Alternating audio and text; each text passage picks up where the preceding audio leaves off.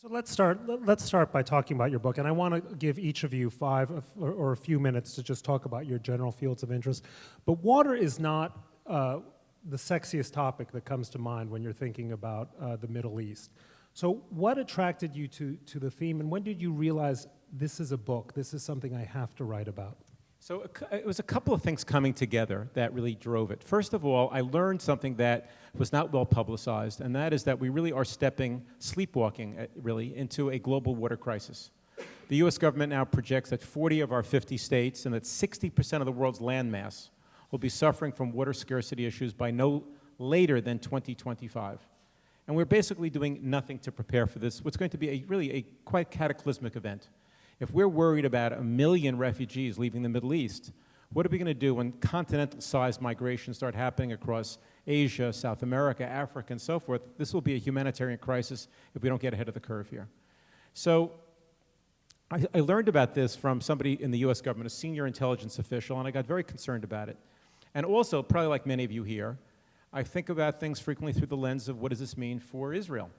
So I started reading Israel's 60% desert, a rapidly growing economy, a rapidly growing population. I was fearful that this was going to mean that Israel was going to get hit harder than anyone else. But what I discovered was that Israel actually was so far ahead of the water innovation curve that it had an abundance of water. So much water that it was shipping water to the Palestinians, shipping water to the Jordanians. And when I learned that, since I spend so much of my energy and so much of my time, as perhaps many of you do here as well, kind of explaining Israel. You know, a lot of yes buts in conversations about Israel. And so I said to myself, this is an amazingly positive, powerful story that casts Israel in a completely new light. So on the one hand, I could do this great thing, great public service of alerting public officials and concerned citizens to the fact that we have to wake up about water issues. And on the other hand, I had this wonderful feeling that I could tell an absolutely true and inspiring story about how Israel will be the light onto the nations and inspiring the world and getting out of this water crisis. So once I had that, I said I had to try writing it. Now, Professor Zaban, what Seth is talking about is a national necessity for Israel. Some of the work you're doing in nanotechnology, in renewable energies, it doesn't automatically tell me this is a national need, or is it? What are we missing? What is it about nanotechnology, other than it being small, that makes Israel so well suited to it? First of all, I don't usually read your column. Sorry. And I'm with water. I must say that I grew up in a country where the level of the Cntr was an item on the news. So every day we would hear if the water came up or down on the Cntr. This was the thing that we grew up with. And this was a major internal thing that was in Israel. And this feeling that there is a big need, something that you need to solve, is an important issue in the development of the water. So when we come to talk about challenges and needs, we have to differentiate between challenges and needs that are immediate, like military things, like you need to stop missiles that are coming into Israel, and you need to do something about it, and you need to make a space program because you need it.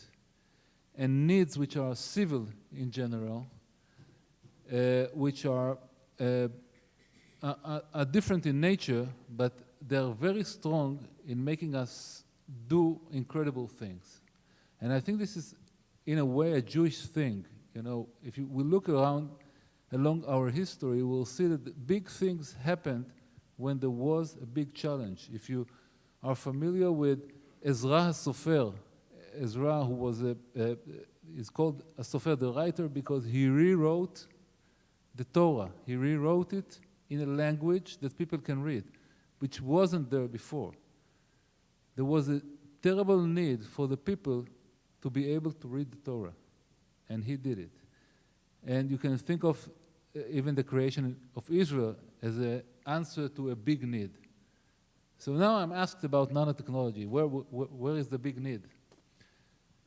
The big need over here for us was the understanding that if we will not be at the very forefront of nanotechnology, we will fall back in terms of technology, general thing, worldwide. And we understood that this is critical, and it was very difficult to convince the government that this is critical, because they couldn't see it immediately. Like this water issue that you say people don't see the problem, they don't see that it's coming in 2025. And you have to convince them that there is a real need over here.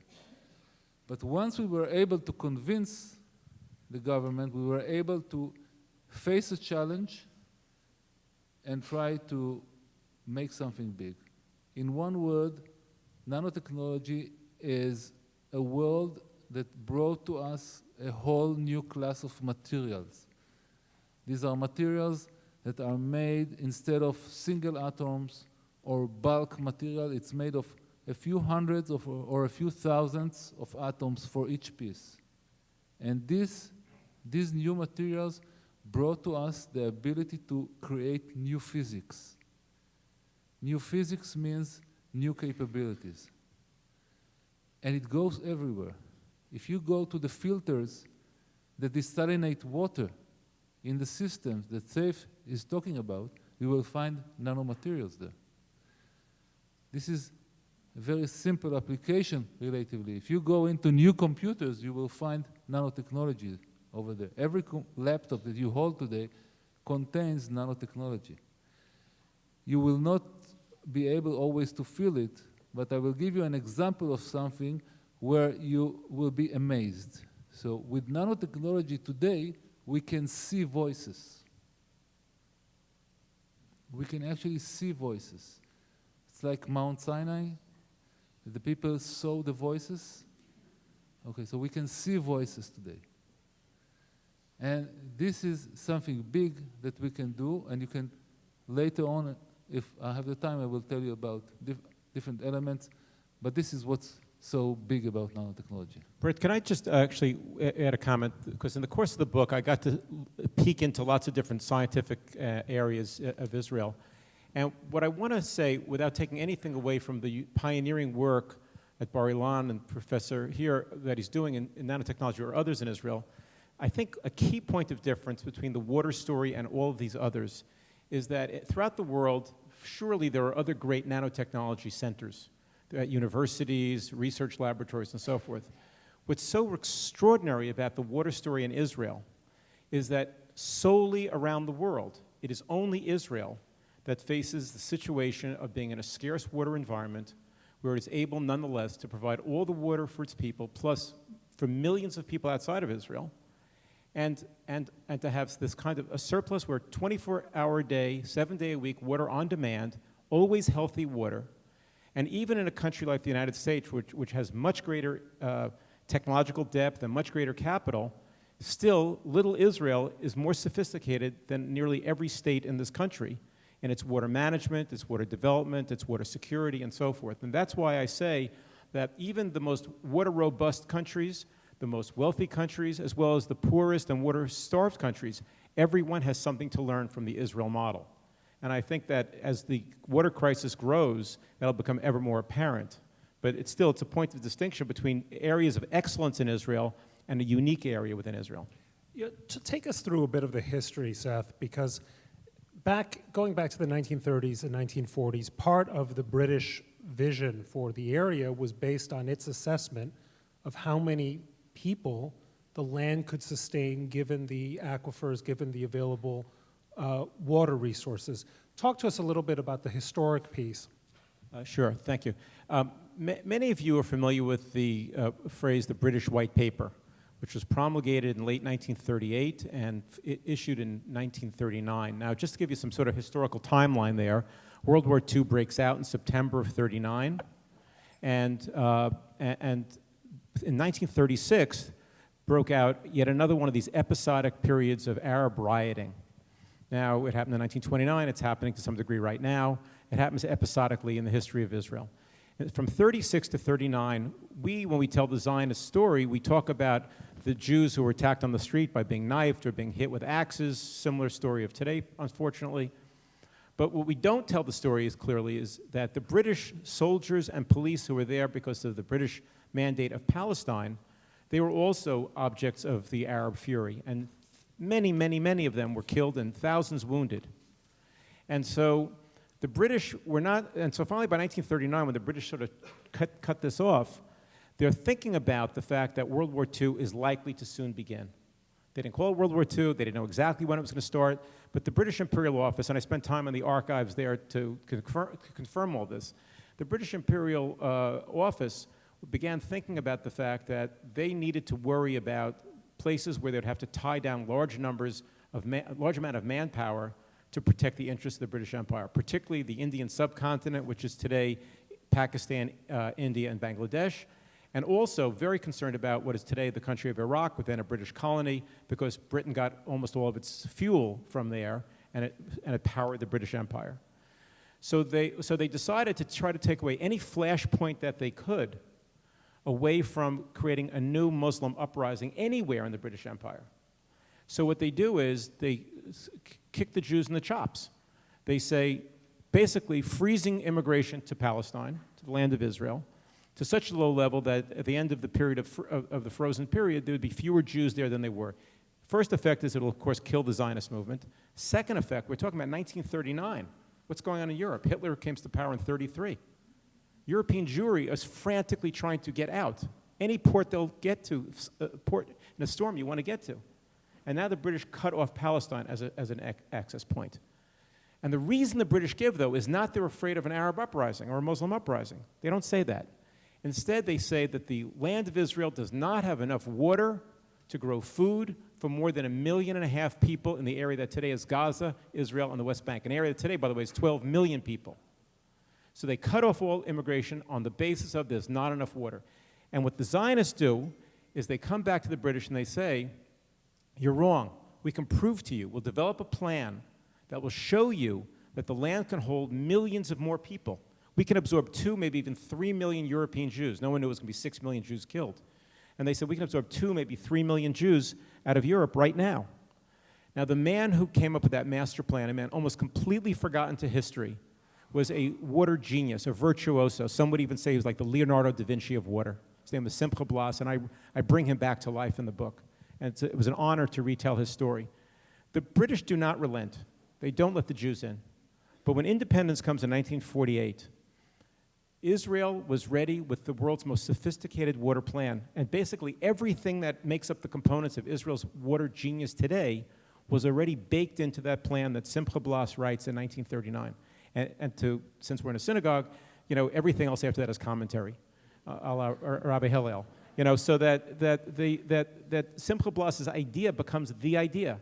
Now, it requires some technological innovation. There's also Levi Eshkol, right? Well, Levi Eshkol provided the political muscle. Pinchas Sapir provided the financial muscle. But, the big idea wasn't theirs. Their idea was we should figure out a way to get a lot of water. But the key was, how do you do this? And so, like Israel was served at many times in its history with having a great heroic figure rising up at the moment of need, Simcha Blas played that role. Professor, I know it's no longer, thanks to the gas finds in the Mediterranean, no longer quite such a pressing issue. But for a long time, the other great shortage, the other great stress on Israel was the energy stress, the total dependence, actually, when it comes to oil, very true, still very true today, on foreign sources of oil, which could always be cut off. You've been working for some time now on trying to solve that piece of Israel's dilemma. Can you talk about some of the work you're doing, especially in electric or battery-based cars, solving the range issues? How do you, we've been offered the promise of fabulous electric cars for a very long time. They never seem to materialize. What's changing? Okay, thank you. Let me just put it a little bit in a wider perspective. The government of Israel, if we talk about challenges, about needs, decided that we want to reduce the amount of gasoline, specifically gasoline that is being used in Israel and hopefully around the world. But for Israel, it was critical to reduce the amount of gasoline. Like water, gasoline was the source of wars, actually. I don't know if you mentioned it in the book, but there was, we were at the edge of having a war with Syria because of water.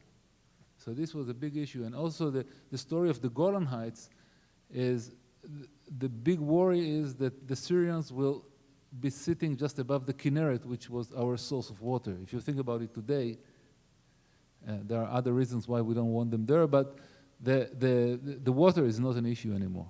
In that respect, fuel was a big issue, and about 4 years ago, the government decided to go with a huge program to reduce the amount of fuel that we are using.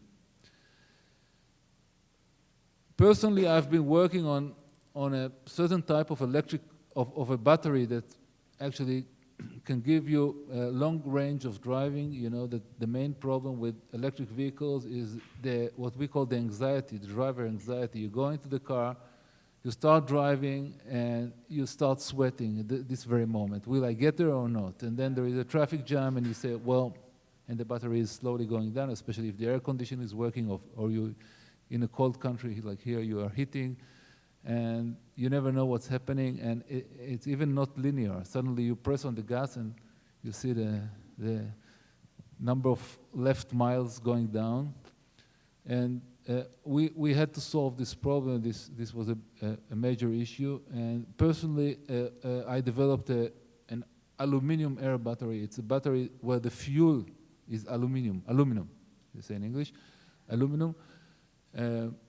You use aluminum as the fuel, and you can actually put it inside the car and get a range of 250 miles, which is reasonable. And then if you need another 250 miles, you just stop at the gas station. You replace the electrolyte inside the battery, which is liquid. So you basically pump out the liquid and put new liquid, which is just like putting any gasoline inside, and you have another 250. And you can go on and on until you finish your aluminum. So this basically totally solved the anxiety problem. Now it's a story of the car manufacturer anxiety, where they are always afraid of putting something new into their cars. But it's going quite well. There are a few car companies that are being involved, and hopefully we will see cars like this driving at distance. But the big program in Israel that was going around it, and at the beginning we thought that we will talk about batteries and about fuel cells or biodiesel, things like this, ended up being a much larger program than we expected at the beginning. The number of entrepreneurs, the number of research groups that joined the program has gone up by a factor of 5 at least within 3 or 4 years by now. And now we are talking about new car designs, we are talking about new ways of saving gasoline, how to ride in the right way, how to use your battery in the right way, how to find ways to share cars even, softwares like this. A whole range of solutions that actually allow you to save on your gasoline, the amount of gasoline that you use. In a way, this is very much like the water story, where you have one challenge to reduce the gasoline. You want to save water, but the way to do it involves many different technologies that all together bring you the big step forward in that respect. And the program, just passing 3 or 4 years, is considered to be extremely successful, and I think you can start writing a new book now. Marcia, could we talk about the contract? Okay, good. I want to talk about something that both of you, I think, have touched on. The role of government in supporting your work, the role of government in directing a country's energies and resources towards a particular goal. Some of us might worry that that's a matter of sort of picking winners and losers, that at least in the United States we have an uneven experience of it. But it seems to me that the Israeli government has been pretty smart about what it's gone about supporting. So Seth, maybe you want to start and talk about what government regulation does for the water industry and water technology. And then there's so much to say about this because, there's the government piece and there's also the role of government in the development of the tech sector. Israel has a simply brilliant system. I'll talk big macro ideas in a moment, but Israel has a brilliant system, an incubator system that encourages private enterprise to develop technological ideas, funds a large part of it, but it requires the partnership with the for-profit sector. In terms of water, it's actually, I have a line in the book where I say that Israel's water system is kind of remarkable in that it is the only place in the world, the only working example of where socialism really seems to work. And then I say paradoxically that Israel has managed to merge both a Bolshevik system and a capitalist system all in one.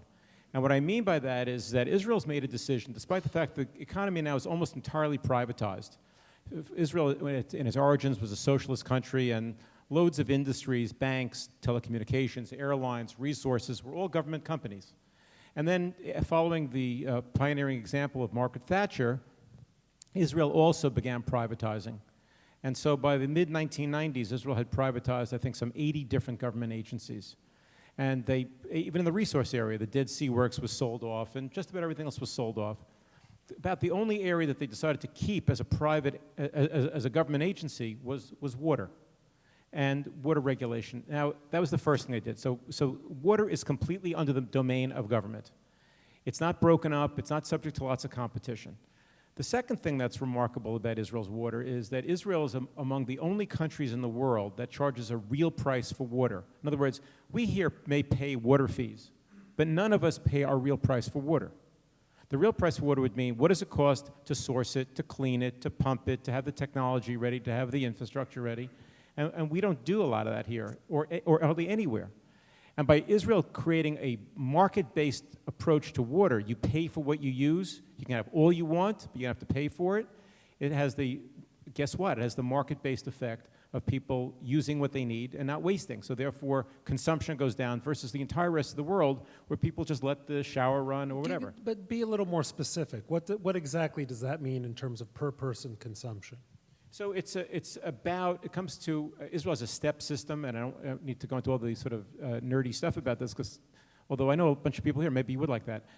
So it costs, call it about a penny a gallon of water. Call it about that. And since the average shower can be anywhere from 12 gallons to 25 gallons or something like that, so a shower is 12 cents, 15 cents, 25 cents. It costs you that much. But what it does is it allows people to make decisions of whether or not they want to have a green lawn or have natural shrubbery. Do they want to have a swimming pool or not have a swimming pool? And so it sends market signals back to about water consumption, and it's been a fabulous success. In fact, they had a long conservation program with lots of advertising. It's called Israel is Drying Out. And the world-famous model, Bar Raffaelli, her face was broken into little pieces of desert sand. It was very upsetting. Very upsetting, yes. Then we found out it was just computer-generated stuff, and Bret was happier again. But the truth of the matter is that enormous and very expensive ad campaign reduced consumption by about 6-8%. And then they created a market-based system, and in less than a year, it completely transformed the country. It dropped consumption by 16%. So we all in America, I mean, if California wants to figure out how to cut water use, it shouldn't be by mandate. It should be by cost. So when you say that, when you offer this suggestion to Governor Brown, yes, what do you hear? It says it's not politically impossible. So that what happens is we don't have courageous government officials here. I want to say the third thing that Israel did. The third thing that Israel did, because there's a lot they did, but I want to just point these three things. So the first is that it's completely under the domain of the government. Second of all, that it's market-based. And the third thing here is that Israel made a decision that politicians will almost always muck up any resource allocation decision. So they made a decision to completely technocratize, made up the word, technocratize the world of water, so that only technocrats touch the world of water, and politicians are forced by law now to butt out. And therefore, rather than certain interest groups getting preferential treatment on water, now everybody gets treated the same and everybody's interests are preserved equally. So I think that government plays a role sometimes, government plays no role sometimes, and government plays a shared role sometimes. And I think that system is very wise and it's worked very well. But in the United States, politicians are still afraid of telling farmers they have to pay for water, still afraid of telling farmers they can't pump our aquifers dry. Maybe we'll talk about this later. We are destroying our future all over this country by pumping aquifers that took 10,000 years to fill and emptying them out in less than 50 years. And there is no, and this is not me being an alarmist, this is US government studies. We will be out of water in the Midwest, we'll be out of water in California in about another 10 to 15 years if we stay at this pace. And politicians are afraid to pay the short-term price of telling farmers and consumers that if we want things to stay the same, then things must change. What a shocking surprise. Professor, we started hearing, I remember Shimon Peres years ago was starting to talk about nanotechnology. Tell us how you cooperate or compete or resist the government when it came to incubating nanotechnology in Israel. I think that following on Faith's explanation of what's happening in Israel, the government has learned slowly to back up, to not to be involved. Just it provides the funding, it defines where we want to go, but it lets the people do the rest. Of course, there are tests. You have to be good enough. If you want to get the money, you have to make very good proposals. You have to be a very good entrepreneur if you want to get the money from the government. But it allows the people to work and do their job. I think this is a very strong thing that happened in the last 15 to 20 years that have made a big difference. People in Israel didn't waste water because of moral issues. This was a very strong moral issue in Israel. In my home, when you open the tap for a shower and you wait for the hot water to come, there is a period of cold water that it's just wasted. So we had a special bucket that was there, and we used to collect this water until it gets warm, and this went out to put it to irrigate the tree in the garden. We couldn't waste it because it was a moral issue. And when the economy came in, the cost of water went up dramatically, and the economy came in. It was also painful, but the moral issue was very strong. I think that the big jump forward came when the government allowed the people, and you can see it also in the story of Startup Nation with all those things, when the government backed up and allowed the people to do their work. This is a very important thing. And Shimon Peres talking about nanotechnology, other ministers talking about nanotechnology, everybody was talking about nanotechnology. What we convinced them at that point was, let us do the work, just provide us with the basic means that we need. We'll get all the rest. Can I just say a word, because this is an audience of city dwellers. How many people here have worked on a farm for at least a year of their life? Wow, that's about 4 more than I expected, because there were 4 hands that went up. Okay, so we are mostly urban people. And so therefore, I need to say that no matter how short you make your shower, no matter how many buckets of cold water you take out and take down in your elevator in your apartment building and bring to Central Park and water the tree with, the reality is that it's kind of nice, it's good, it's additive, but the reality is it's all about agriculture. Agriculture everywhere in the world uses about 70% of the country's water. Some countries like Egypt, Iran, Ethiopia use 90% of their water for agriculture. Israel's a little under, about 60, 65% because it's so efficient. But the key thing is, the reason why it's so important to charge for the water is that by virtue of forcing farmers to make choices, in Israel they started doing something that no other farmers in the world did early, and that is they began adopting technology. Farmers around the world, primarily even to this day, even in drought-ridden California, significantly used something called flood irrigation. Remember in fourth grade social studies, we learned about the Nile River Delta or the Tigris-Euphrates River Delta and what the farmers did? They would dig trenches and they would flood their fields. Well, in a higher tech way than that, that's what we do all over the world today. Israel in the 1960s invented something called drip irrigation, which revolutionized the world of agriculture. And although it's still not an adoption everywhere, I predict without any doubt that in another 10 years it will be in every country in the world, and significantly. Seth, take us through some of the other technological innovations that have come out in recent years. Yeah, so there's a handful. I mean, the beauty about Israel, and I talk about this in the book, is that Israel's never relied on a silver bullet approach to fixing everything. Their approach to fixing their water is a integrated, multifaceted water system, which I sometimes call an all-of-the-above system. They come up with a good idea, and they go all in on it, which is different also from other countries. But so I started to talk about the revolution in agriculture. Israel not only invents drip irrigation, Israel does another thing that's fascinating. All over the world, there's marginal water. There's different grades of water. There's really good, fine water like this. Then there's water of the kind that's a little bit salty, and then there's kinds with more minerals and so forth. And then it goes lower and lower quality. What Israel made a decision of was that they were actually going to explore for crappy water. In the desert sands of the Negev, there's lots and lots of very high mineral, high salt water, which all over the Middle East exists. And they don't use it over the Middle East. What Israel made a decision was they were going to drill as deep as you drill for oil or gas. And they were going to extract this water, and then they're either going to clean it, or what Israel did do was they came up with a special breed of seeds that thrive, not GMO seeds, by the way, non-GMO, everyone can have it. You can be happy about it no matter what your political ideology is. And the reality is that they developed these special seeds that thrive on salty water. How many here have ever had an Israeli pepper or a cucumber, tomato, or melon?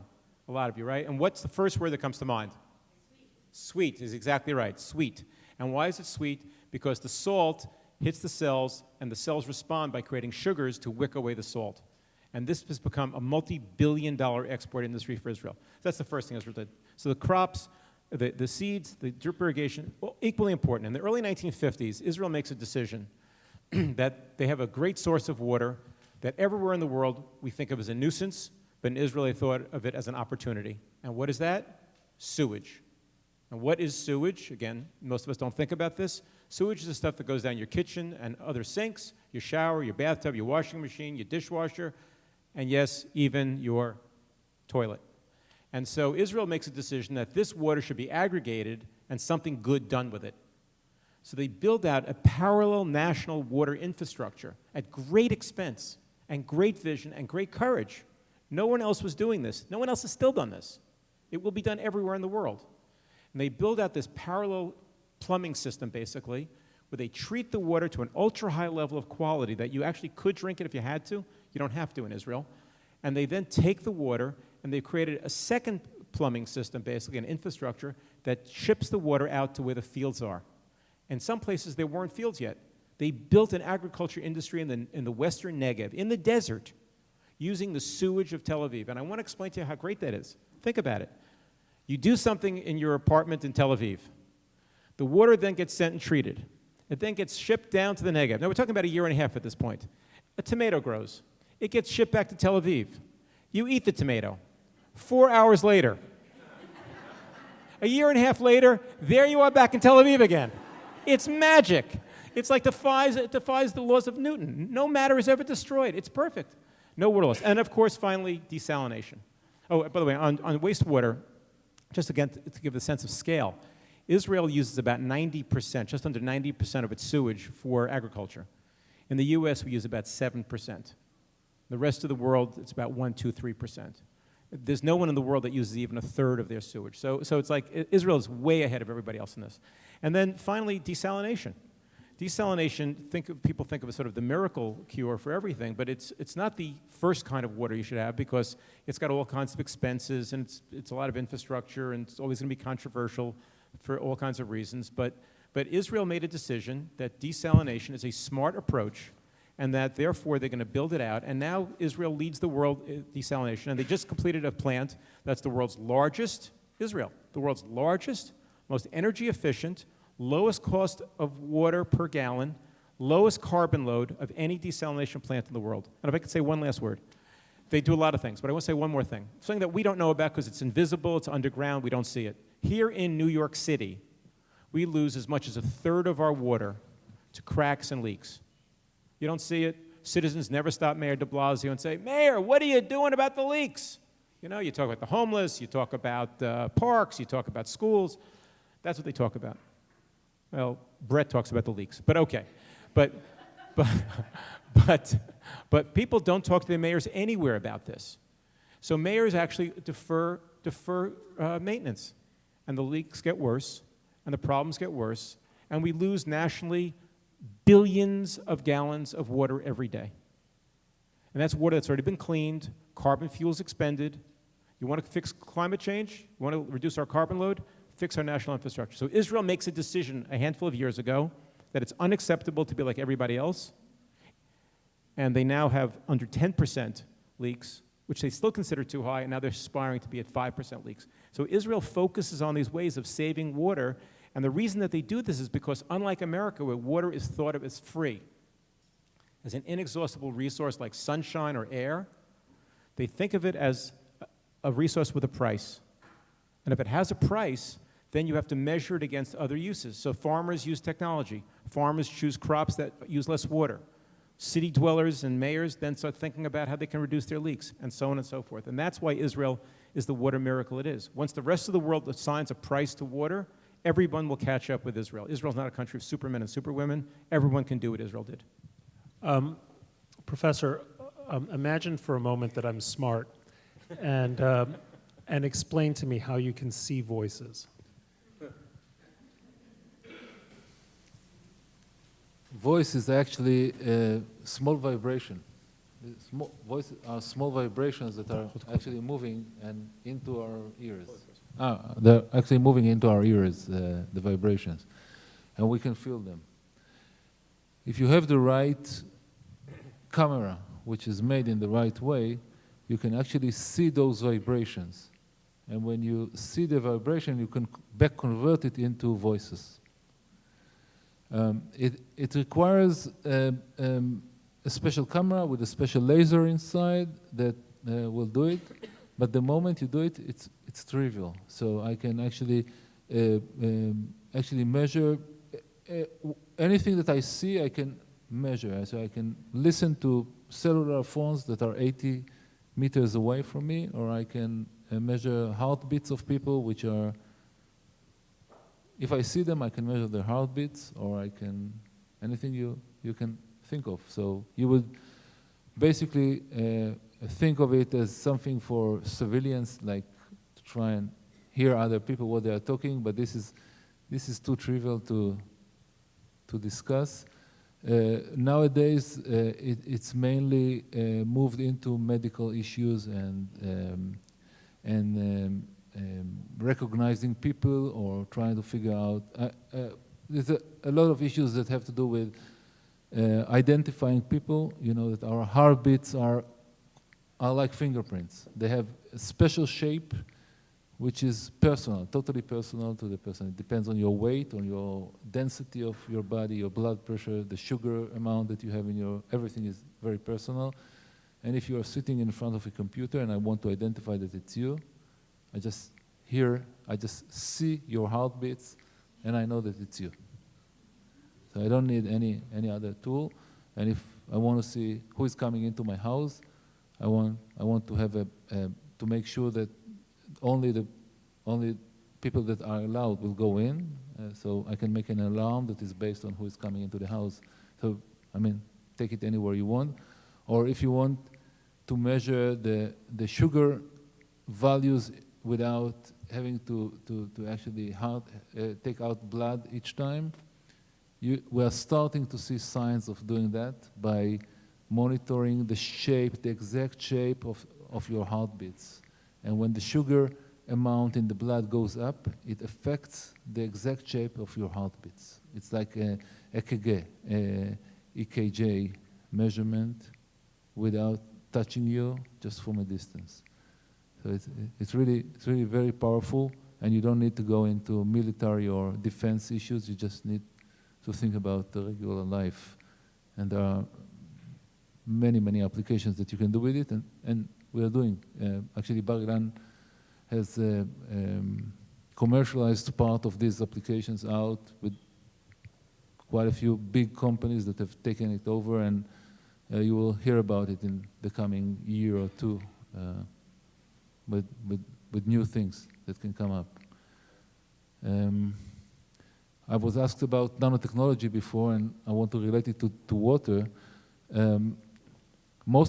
Not most, but many of the things that you talked about had to do with nanotechnology, one way or another. Sure. Either you go to desalination, or the energy that goes into desalination, purification of the water, all those elements are nanotechnology related. And I remember about 4 years ago, someone came to my office and he wanted to talk about a possible problem.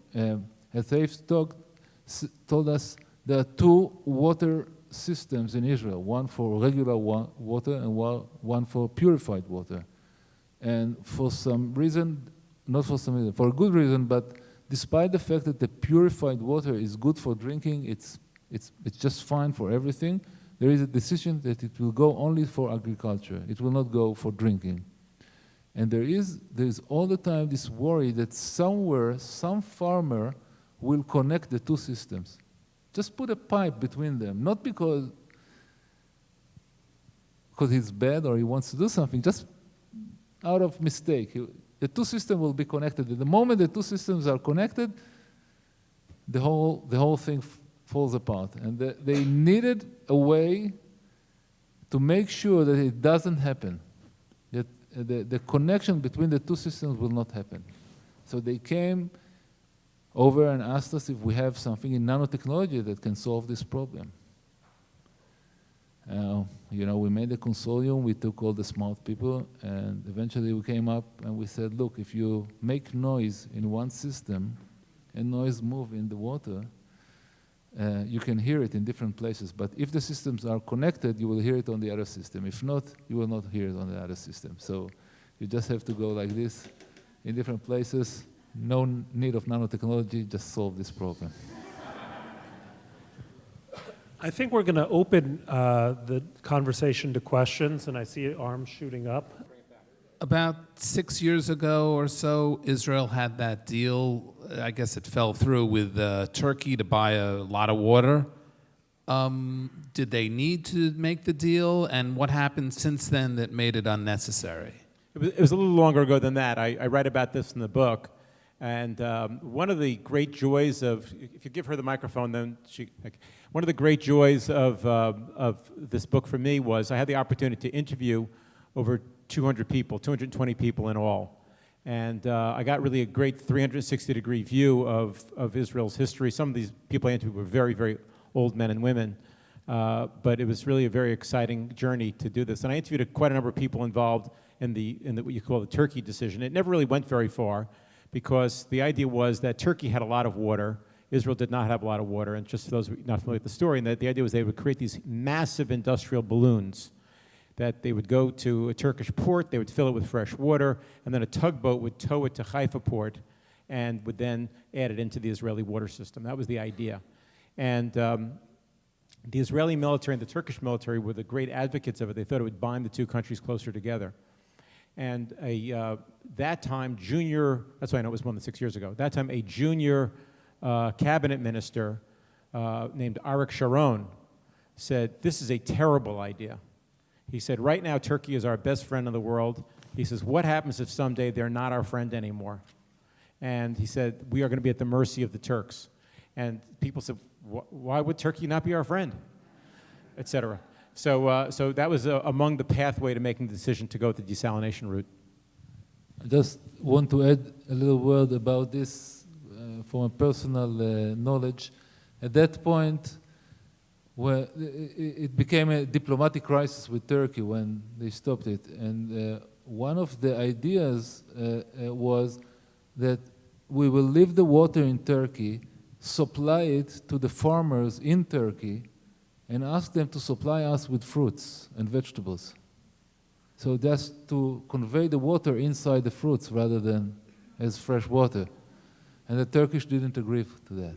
By the way, it turns out that even though Turkey has the Tigris-Euphrates river system, it's really quite a catastrophe. I mentioned before how we were pumping our aquifers in the United States. The aquifers are those underground treasure troves of storehouses of water. Turkey has basically pumped out its water system, underground water system. It's going to create massive problems for the farmers of Turkey. Part of their revived economy was tied to that overuse of water. That's bad use of water. So there's all kinds of problems that have come from bad agricultural policy all over the world. My question too is for Professor Kazan.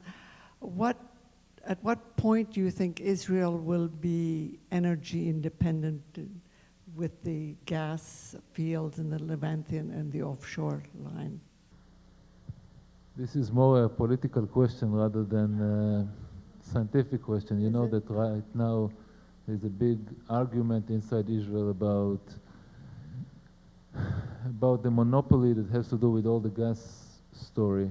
So actually gas is hardly being pumped out of the sea and brought into Israel, only small amounts out of what we can have. So everything is pushed back, and it's not really clear what's going to happen in that respect. So that's a major issue. But even when we have the gas, we'll have a problem with cars moving around, because cars need fuel, gasoline, and not the natural gas.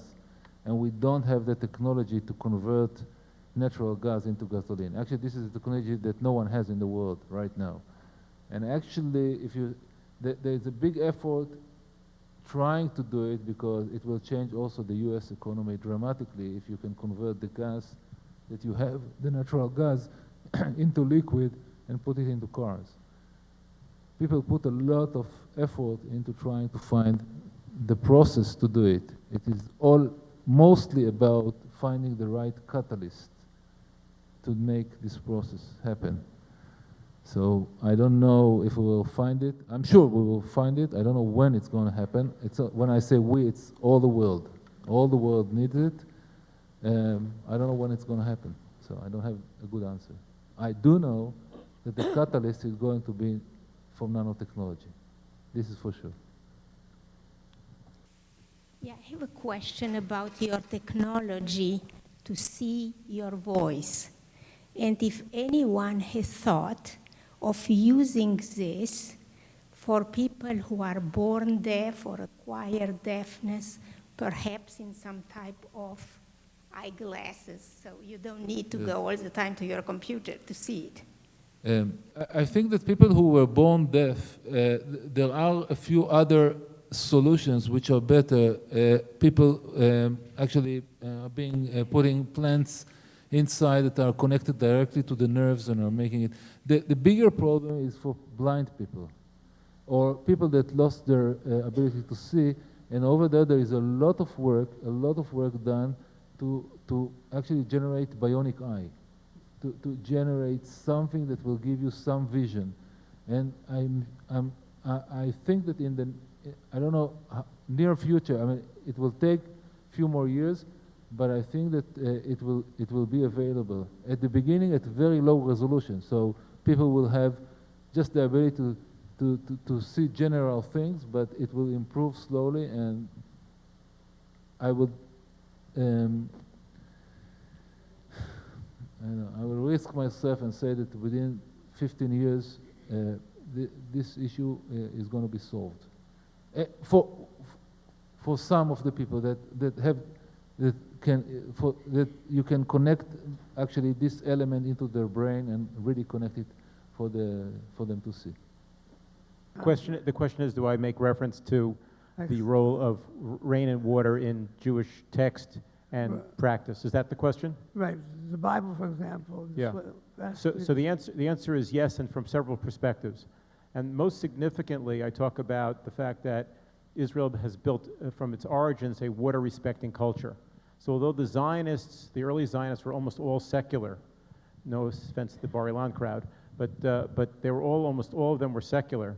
They almost all came from very, very deep learned backgrounds.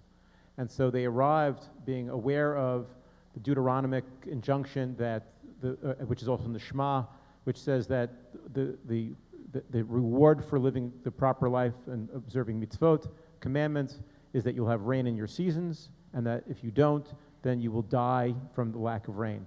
And that also I talk about the fact that the Bible is really a very water-suffused book, that words like water, clouds, rain, dew, and so forth are uncommonly prevalent throughout the text. But I talk about this from both the literary point of view, a textual point of view, and a sociological point of view. Brief comment that I'll tell you that in Silicon Valley, in the Israeli community, the rumor is that desalination has been bad for the ocean, for the waters of Israel, and that's why, with all of the resources in California and all of the money, they haven't managed to do anything about desalination. Can you please comment on that? Yeah, Wait, hang on. Where does the salt go, and what is the impact to water quality? In terms of California and its desalination, which is the premise of your question, there are two, ironically, you should think of them opposing camps who have united to try to stop the building of desalination plants along that very long 800-plus mile coastline of California. They have one tiny desalination plant, another one, an Israeli-designed one, is opening up 2 weeks from now, which will be the largest in the Western Hemisphere. The reason that they oppose the building of desalination plants in California is, one, the conservative Republicans don't want to see any new taxes, and they don't want to see, that includes the building out of infrastructure, so they're opposed because they don't want the state to be spending new dollars. On the Democratic and left-wing side of the equation, they have created, I think, from my own investigation, and I'm not politically antagonistic to these people, but they've created, I think, a completely fabricated idea that desalination plants will be the end of the world because we use carbon fuels currently to run them, but we use carbon fuels to run everything. So why alone should we be worrying about desalination plants when we don't say shut off your air conditioner or shut off anything else? So that argument doesn't make any sense to me. And the other argument that so much more salt will be added to the seawater is also somewhat preposterous. Because first of all, fresh water is constantly being added to the sea in the form of rain. And second of all, as the salt gets separated out through nanotechnology, which I talk about in my book, the only technological sentence in the entire book, I might add. I was a liberal arts guys don't like technology stuff. So the salt gets separated out and then gets pumped back to the sea, but there's a lot of sea out there. So between the diffusers and the movement of the waves, the salt just gets reintegrated in very quickly, and it doesn't have not even any immaterial effect on the salinity of the Mediterranean or the Pacific Ocean or anything else like that. The Aswan Dam has been up for 40 or 50 years now. It's blocking the Nile from hitting the Mediterranean. That's had some minuscule effect on the salinization of the Mediterranean, and we're talking about just monumentally enormous amounts of water. One last question from me. Talk to us about the impact that water and Israel's water abundance could have on Israel's relationship with its neighbors, including the Palestinians. Sure, great question. I coined a phrase in the book, which is hydrodiplomacy. And hydrodiplomacy is the idea that Israel uniquely has shown that water can be a pathway to peace. And I think that probably everyone here has heard somebody say somewhere that the wars of the 21st century will be fought not over oil, but over water. And it's possible that that's true. But I think more likely it's that water will be seen as, in the Israel model, as a model for cooperation and even a pathway to peace. And what Israel has done with its water, which is an unsung story, is it has transformed its relationship with country after country that previously would have no diplomatic relations with them, whether it's Iran in the 60s and 70s, whether it's China starting in the 1980s and 90s, India, which refused to have no dealings with Israel for all kinds of reasons I talk about in my book, and also many Arab countries. And even those countries today, and I'll talk about the Palestinians last because it's a very good news story. It's a story that you don't hear anywhere ever. But even those many countries that have no diplomatic relations with Israel, with the exception of, by my investigation, as I said, I interviewed a lot of people, and I asked them, where are you shipping your goods to? Israeli water technology is now for sale and shipped to 150 countries around the world. Israel does not have diplomatic relations or even, frankly, commercial relations with 150 countries around the world. And so, therefore, water and water technology has become a tool for Israel to engage with others, to train water engineers and impoverished farmers all over the world to live a better life. Now, we hear all the time about conflict with the Palestinians. And at the time of Oslo, about 20 some odd years ago, there was 5 final status issues, right? Jerusalem, borders, security, refugees, and the 5th one was water. And with the passage of time, water has been transformed because of Israeli technology, because Israel now has so much extra water because of the treating of sewage and desalinated water and all the other uses they have done to save on water. And Israel is a model for the Palestinians, and something that none of you probably knows. 55% of the water of the West Bank comes from Israeli water supplies. Israel gives some, sells at below cost to the Palestinians of the West Bank. And even in Gaza, even during the summer of 2014, even when the rockets were flying, every single day, Israel was pumping water into Gaza. This is a tool for engagement. This is a tool for assisting their economy. This is a tool for finding a way of doing person-to-person peace building by bringing Palestinian water engineers into Israel, which they do, to train them. And I'll say just one final word. All of us are familiar with the tragedy of the Syrian and Iraqi civil wars. The 3rd largest city in Jordan today, not a water-rich country, Jordan. The 3rd largest city in Jordan today is a Syrian refugee camp with 1 million people. Now, if Jordan didn't have much water 3 years ago, what in the world are they going to do with 1 million extra people? And the answer is, quietly. You haven't read this, certainly in the New York Times, and maybe you'll see it someday soon in a Bret Stephens column. Oh, never tell him what to write. He figures that all by himself. The Syrian refugees get their water from Israeli supplies. Israel has ramped up, it has such an abundance of water, and is so keen on using water as a tool of diplomacy, hydro-diplomacy, that now the Syrian refugees, they may not even know it, but the shower they're taking, the water they're drinking, the food they're preparing is coming primarily and mostly from Israeli water supplies. So it's something that those of us who believe that Israel should have a destiny of being a light unto the nations, Israel through water, certainly through nanotechnology as well, is certainly that. Well, thank you so much for coming. What a privilege to have Seth, Professor, on this stage, and thank you to the Jewish Week for hosting this magnificent occasion.